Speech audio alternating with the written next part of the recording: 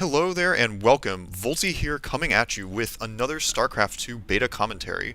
I am really excited to be bringing you this StarCraft 2 commentary because I have a better mic this time, so hopefully the audio quality will be somewhat improved over last time.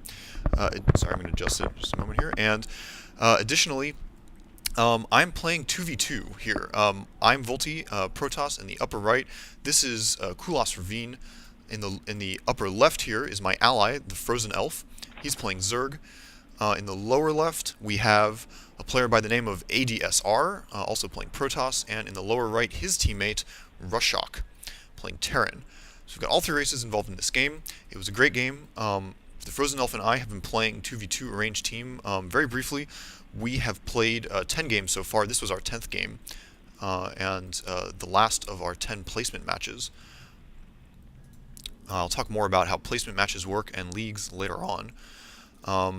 This game is going to start off with the Terran player Rushock is going to bunker in his front door. He's going to create a wall here comprised of barracks and supply depots, which will prevent us from getting access to his base. This is very effective, especially as my team has only got Zealots and Zerglings early on, so it's very hard to break a tight choke point like that. But we'll see what happens there. I'm getting a gateway. I've enabled in the upper left here the production from each player, so you can see currently gateways being built by both Protoss players, the barracks, spawning pool being done by the Zerg, so everybody's kind of got their early buildings going on.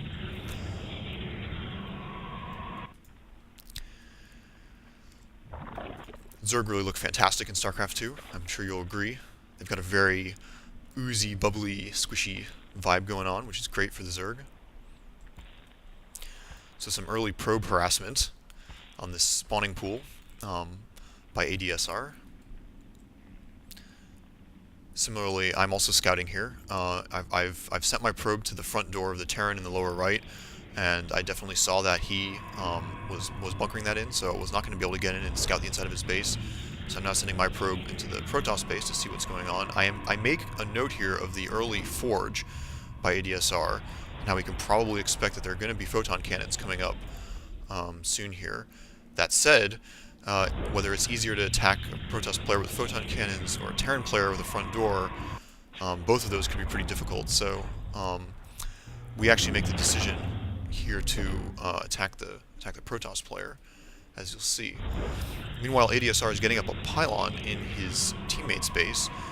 This is actually very valuable because Protoss players can research warp gate tech by which they can turn their gateways into warp gates, and once they've done so, they can actually warp in units not just at the gateway, but they can warp in the units anywhere they have pylon power. So we're going to see ADSR making use of the pylon he has in his teammate's base so that he can bring reinforcements directly there, not have to traverse the map either. They can already be on the inside of the base and help him defend. So this Terran player has a lot of defensive advantages right now between his own front door and this pylon. Now, what is this probe doing here? He's actually attacking these destructible rocks, and you may or may not have heard, but destructible rocks feature in many of the maps in StarCraft 2.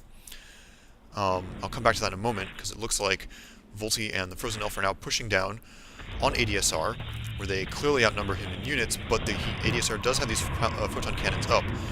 So the Zerglings and Zealots are going to come in here and try to get stuck in and make their way into those photon cannons. Probes are being brought off the line to help, and all of the Zerglings have been destroyed. Volty is going to move his Zealots back.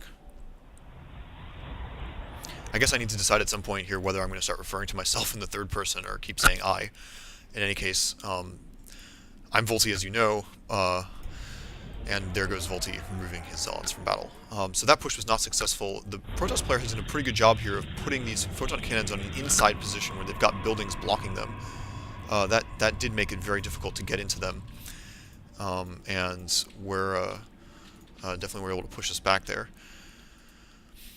That said, I am getting up an expansion now at my natural, as I like to do at the start of every early push. It's sort of the fallback strategy. So hey, you know, the push didn't work. We didn't immediately eliminate that player, as does work in many of our 2v2 openings.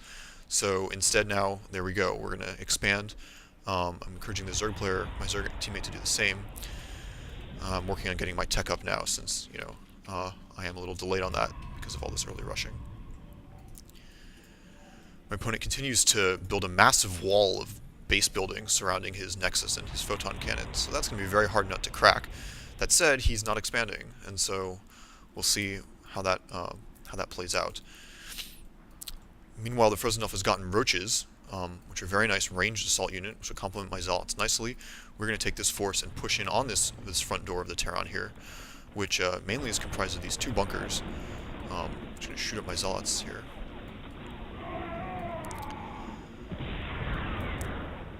So now Rushock is bringing up SCVs to repair that bunker, which is the right move. The bunker will go down, almost. Yes, there it goes.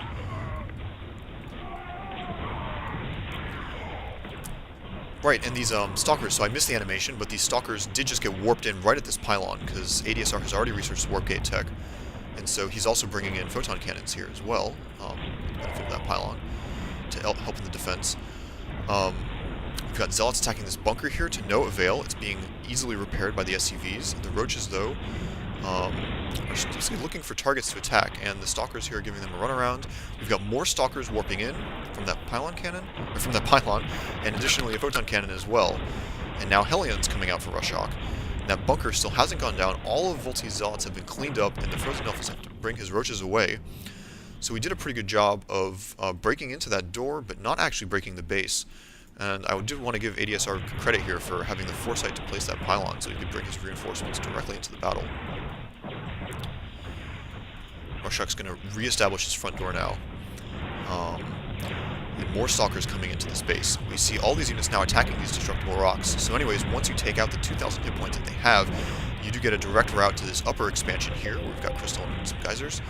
And then we have more destructible rocks here, which lead up to an area of high yield of rich mineral fields, where you can also build another expansion. However, that is exposed, so that can be accessed by players and the rest of the map more easily.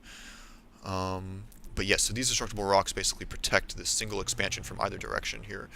So now we're going to see one of these players expand here. Meanwhile, I've switched to stalkers to complement the TheFrozenElf's roaches. We are now looking to push in on this front door again. We don't want to let the pressure up. The roaches here are kind of getting outranged by the stalkers, so as they attack the supply depot, the stalkers are hitting them. Bringing my own units in behind the roaches. Stalkers have longer range. That said, it looks like we're going to pull out just because there's a lot of fire going on. I set up my stalkers here to attack the barracks outside the range of the bunker here. So I'm going to be able to bring this barracks down without taking any return fire. So once that is destroyed, we kind of opened it up a little bit better for us to move in. So we do move in here. I make a new mistake, though, of blocking the TheFrozenElf's roaches, so we kind of need to let him pass. We're basically destroying buildings here as these stalkers destroy a lot of our units, so that's not that great of a trade-off. But taking out that bunker, moving in to fight the stalkers. You see a Banshee being built by Rushock, and the siege tank as well is really hurting. Siege tank is a very effective counter to both roaches or stalkers, so we pull off there now that there's some tanks up. And meanwhile, ADSR is putting up a nexus here. So I focused on this little corner of the map for a while. Even though these attacks on the part of Volty and the TheFrozenElf haven't been successful in actually destroying anything material other than the defenses to this base, we have prevented our opponents from expanding to the natural here, and we have checked to see that the Protoss player ADSR hasn't expanded to this location either. So I consider this to be going pretty well for us so far, because we do have expansions up in each of our naturals now. Working away there, we can see the comparative incomes of the players involved. So the TheFrozenElf and Volty here, I'm really rocking here with twice as much